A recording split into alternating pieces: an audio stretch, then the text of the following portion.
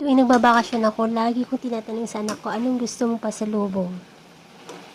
Wala siyang sasabihin. Ayaw niya ng chocolate, ayaw niya ng bagong damit, ayaw niya ng bagong sapatos. Ayaw niya lahat. Sabi niya, ba't ka pa bibili dyan? Nandito naman yung mga gusto ko. Ito talaga ang mga paborito niya. Seafoods. Pag binilihan mo yan ng hipon, crabs, talaba, kampis, o yung mga panapana, ganun, yung mga clam, ay doon mo talaga siya mapapasaya. Yan talaga mga gusto niya. Ayun yung mga bagong-bagong pasalubong mo dyan na damit, chocolate. Eto, pag nilutuan mo dyan, talagang tuwang-tuwa siya. Paborito niya talaga yung mga seafoods. So, simple lang itong niluto kong ito. Nilagyan ko lang siya ng chili.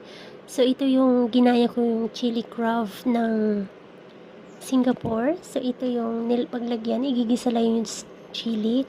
Lagyan mo lang sila ng mga spices like meron yung lemongrass, meron siyang bawang, sibuyas, merong chili syempre.